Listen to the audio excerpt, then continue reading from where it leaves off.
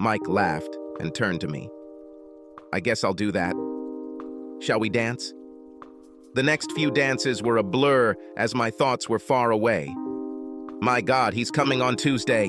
I have to be there. Otherwise, he'll just come in the evening and talk to Mike. I realized that I knew what I had to do. I'll take a big risk, but I really have no choice. Then a slow song started playing, one of our favorites. I pulled Mike close and rested my head on his shoulder as we swayed to the music. When it was over, I kissed him deeply and whispered, "I really need to make love to you." "Of course, dear. I'll go get the car." "No. I'll go with you," I said, and held his hand tightly all the way to the car. When we got home, I dragged him upstairs to the bedroom. Then I started unbuttoning his shirt. "You, sir, have too many clothes on. Let me help you with this," I purred, pushing him onto the bed and taking everything off him. "Well, now I think I'm wearing too many clothes. Play soft jazz." When the music started, I swayed sensually. Turning my back to him, I slowly unzipped the zipper. Turning around, I picked up the dress and slowly let it go until it fell to the floor. Mike looked completely exhausted. He looked at me and muttered, "This is a miracle." Dancing tonight, we were as far apart as an old married couple. I remembered what young love is. That's why I pulled you to me and held you so tightly. I love you, honey. I wanted our lovemaking today to be truly special, just to show you how much, very much, I love you. Now please just hold me. We turned to put our heads back on the pillows, and I turned on my side, facing away. I pulled his hand towards me, squeezed it tightly, and felt his warmth on my back. It took a long time before I was able to fall asleep. Yes, I wanted to make tonight special, because I was afraid that this might be our last time. Hearing the doorbell ring, I winced and took a deep breath. This is it, I thought. Opened the door and let Justin in. "Why, Karen, are you wearing a sweater and jeans? Didn't you dress for me?" he said. "Sorry, I don't know the dress code for blackmail, but before we do anything, I need to see these photos." "Of course, my dear. I printed them out. They are copies. As you can see, they're pretty good. Your face is a perfect picture of bliss. I'm sure your husband, Mike, won't he, will find them very interesting." I looked at them. They were quite frank. "Oh, you bastard! They could ruin my marriage. This is not necessary, but it is completely up to you. Just today, and I'll never see you again?" Karen, don't be such a bore. No more than once a week, I promise. Who knows? Maybe someday you'll even start looking forward to it. You don't really have much choice, do you? He grabbed my sweatshirt and started pulling it off. As soon as the hem of my sweatshirt reached my bra, I hit it as hard as I could. "Now, officers!" I shouted. Justin froze as a policeman came through the door and another one emerged from the kitchen, holding handcuffs. "Sir, please put your hands behind your back. You are under arrest. You have the right to remain silent." Justin stood there, his face ashen, as the policeman read him his rights. I looked at him angrily and said, "I don't have much choice. I pray that my marriage will survive at least one indiscretion, but he will never survive having me as your sex slave for the rest of my life." As one officer led him away, another turned to me and said, "Ma'am, can you come to the station and give a witness statement?" "Certainly. Could you take me there? I'm too shocked to drive, but I want to get this over with. Have you written everything down?" "Yes, ma'am. I don't think the DA will have a problem with this case. Are you ready to go?" As I headed to the station, I thought that this was actually the easy part. But how will I meet Mike? "Karen, I was just getting ready to go home. Are you okay?" "Not really, honey. Sorry to bother you at work, but on the way home, could you pick me up at the police station?" "Okay, let me think about this. Do I need to post bail for you?" I was so glad that Mike is a thoughtful, serious person. Many husbands would probably go crazy. I hope so tonight. "No, dear. I didn't do anything illegal. I'll explain everything tonight. Just pull up to the entrance. I'll be waiting outside. Give me 10 minutes. I love you. God, I hope this is enough. I love you too." Soon he arrives. I sit down and kiss him. Before he can say anything, I say, "I have a long story to tell that will go better after a drink." "Okay, dear, I see that you are very nervous. You are shaking like a leaf." I closed my eyes and tried to relax. "I'm fine. Just take us home." I got out of the car, ran to the kitchen, and made us our favorite drinks. I sat down on the couch next to Mike and took a long sip. I looked at Mike and said, "Honey, I love you very much. I know you love me, and I hope that's enough. But at the dance 2 weeks ago, I behaved very badly." I continued to tell him how I had come to give Justin my panties and the deal I had made with him that he could be a little rougher, but would stop if I said no. How we mostly danced where John and Cheryl could see us, but every few minutes we would dive into the crowd and do something naughty. "How indecent," Mike interrupted. "One time he squeezed my ass, and another time I could have slammed into him. Or he will quickly peck me on the lips and I will bury my nose in his neck. Something like that. Nothing we did lasted more than a few seconds. Then we giggled like school children who got away with something. But I have to admit, between all the flirting and dancing with a stranger who knew I wasn't wearing panties, I got seriously horny. And then I made my biggest mistake. During the last dance, he tried to really kiss me. I pushed him away and said, "Not here." "Was this your biggest mistake?" "Honey, I should have said no, but not here actually means yes." He suggested that when we were ready to go, I should walk him to the car and kiss him, and I didn't even think about refusing. In the end, I already agreed. Cheryl even timed it so I would be back in a few minutes. I had to stop to take a few breaths. I took Mike's hands and looked into his eyes. "Honey, I drank a little, but I wasn't drunk. But like I said, I was really excited." When we approached his car, he opened the back door. I refused to get into his car. Instead, I stood with my back to her while he kissed me passionately. When he caressed my ass, it felt really good. And when he somehow lifted my dress to fondle my bare ass, all I could think about was how great it felt. I knew deep down that I had to stop this. I went limp, and he lowered me onto the seat. Before I knew what happened, he started having sex with me. He didn't last more than a minute or two. The next thing I remember, he put my panties back on me and told me I had to come back. Cheryl said I was gone for a little over 6 minutes. In fact, I returned before John arrived in the car. "Honey, I'm really sorry. I didn't want this to happen, but that's no excuse. I should never have put myself in that position, and I swear I will never do it again." Mike looked at me for a long time, and I could hardly breathe. "Why didn't you tell me then?" I sobbed. "When I came home, I felt so guilty. I couldn't even look at you. I ran to the bathroom and tried to wash everything off. When I calmed down, I realized that it was useless to tell you. This would hurt you, and I knew I would never betray you again, no matter the cost. Justin didn't even know my last name. We'd never see him again." Mike looked gloomy. "And then we met him. When Justin came to our table, I thought I was going to die, but I couldn't refuse the dance. While we were dancing, he tried to convince me to see him again. Then he told me that I passed out for a minute after we had sex, and he took a photo of me like that. He threatened to show them to you if I didn't have sex with him at least once. Darling, I may have behaved very stupidly, but I'm not a fool. I realized that this would happen more than once. If I give in to him, he will hold me forever. There is only one way to deal with blackmail: the truth. I knew I had to tell you, but I also didn't want him to leave unscathed.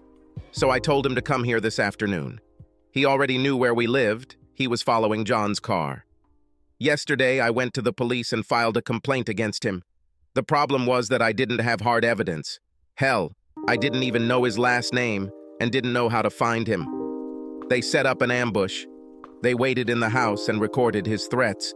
He will spend the next few years in prison. Mike stood up and began pacing around the room.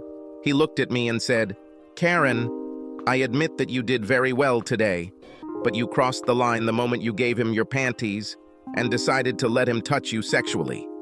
Isn't it clear? Oh dear, now I see." When the twins came up with the panty idea and tried to convince me to do it, I said no at first, but it just seemed so exciting. They are so young, and joining them made me feel young too. And I thought, really, what's wrong? It's just a piece of fabric. I, of course, had no intention of doing anything with him. When he suggested flirting a little, that was also exciting. From there, it was a series of tiny steps that added up to betrayal. I never wanted to betray you. I know I made a lot of bad decisions that night. I put myself in a position where I was unable to consciously make a choice. That's why I told you that saying "not here" was my biggest mistake. When I said that, I was essentially agreeing to go somewhere private to kiss him. Now I understand that as soon as I started kissing him, sex was inevitable. From that moment on, nothing depended on my consciousness. Please, dear, you have a wife who loves you and will never hurt you again. Please don't abandon her over a few hours of stupidity and 2 minutes in the back seat of a car. Mike thought for a long time while I waited nervously. Aren't you tempted to accept his offer? After all, he is a man who sexually excites you. Looks like you enjoyed the sex. You would just continue what you already started. I sobbed. God, no. I have no sexual interest in him. I enjoyed it while it was happening, but then I felt bad. Even if you kick me out, I will never touch him again. I admit, I thought about giving in to him, but if I could trust that it would be a one-time thing, and I could just get away with it and leave it all behind. But then I realized something. After that first time, I promised myself that I would never betray you again, no matter what. I realized that I had to refuse him, even at the cost of my marriage, or even the chance for future happiness. And in any case, this would happen more than once. Justin confirmed this today. I would be at his mercy until he got tired of me. Mike sat thoughtfully. I almost wanted him to yell at me. His disappointed look was much worse. Suppose you said no when he started kissing you during that last dance, or even went ahead and kissed him passionately right there and then just went home. Would you tell me about this? How would you feel when you met Justin again? I never thought about it. I don't know, I muttered. I'm hungry, he said. I'll go to Ralph's, sit in a booth, have a couple of beers and ribs and think carefully. Please think about my questions. I'll be back late. He left. I got up and wandered around the kitchen for a bit, then decided that I wasn't hungry and just went to bed. Once in bed, I tried to understand what Mike meant with his questions. Suppose I had said no, or simply dragged him to the other side of the room, kissed him as I intended, and then gone home. Would I tell Mike that I gave a man my panties and let him rub my ass and breasts? That I nuzzled his neck, rubbed myself against his bare chest, and generally flirts outrageously with him for 3 hours? Hell no. I told myself that everything I did until the very end was just an innocent game. But since I had to keep it a secret from Mike, that obviously wasn't the case.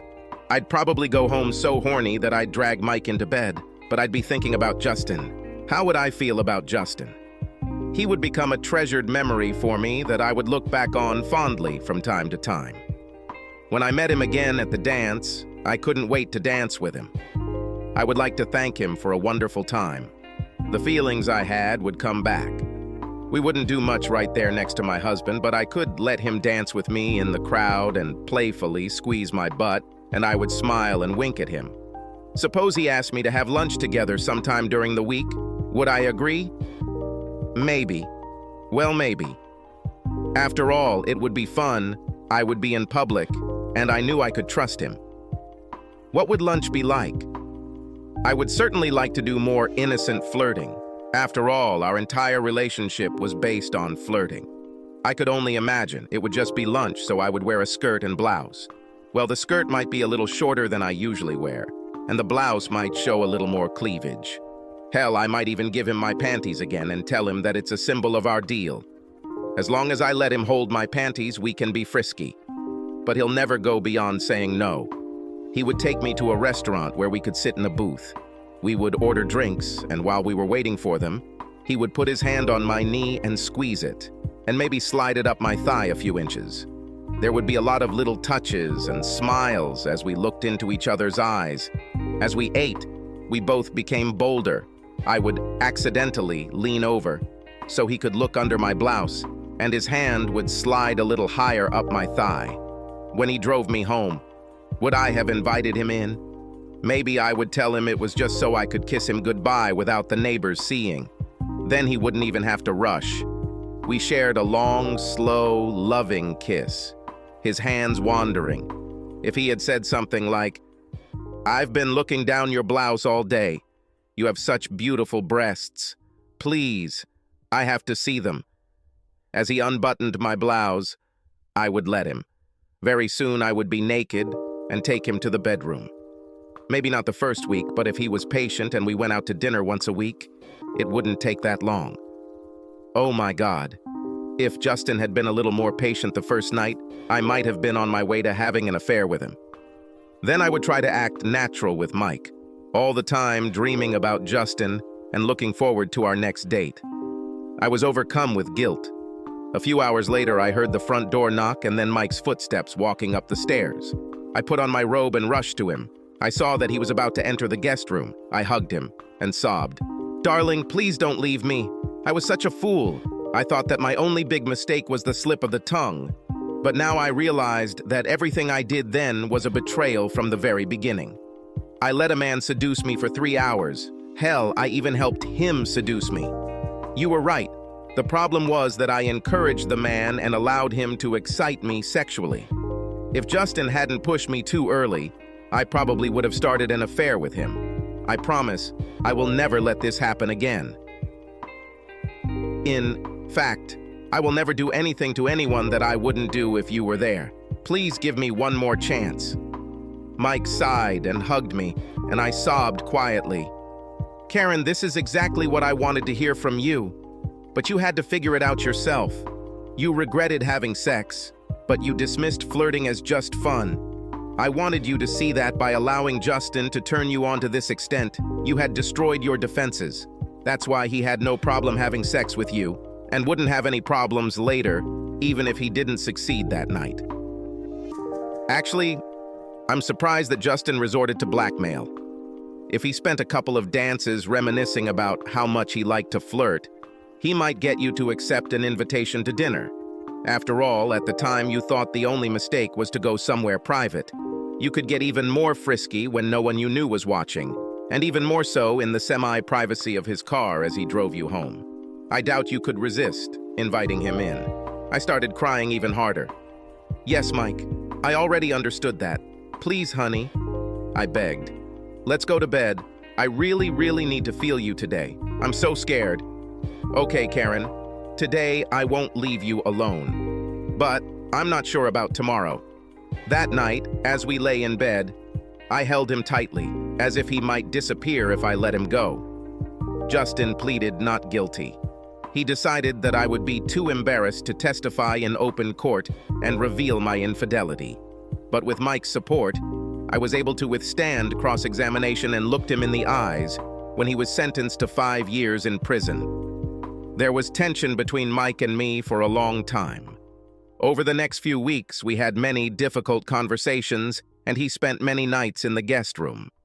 Gradually, I managed to convince him that I understood everything. I promised him that I would never keep secrets from him, and that the best way to do that was to make sure I never had to. He had a lot of anger and pain, but I was patient and loving, and he began to trust me again. When we finally made love, it was so intense. I wish I could say I gave him as good an experience as the last time, but I was too overwhelmed with emotion.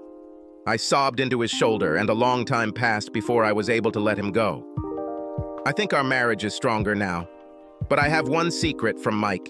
Every now and then, if Mike is feeling in love and I'm not really in the mood, I think about the night I danced with Justin and the excitement I got from our flirting.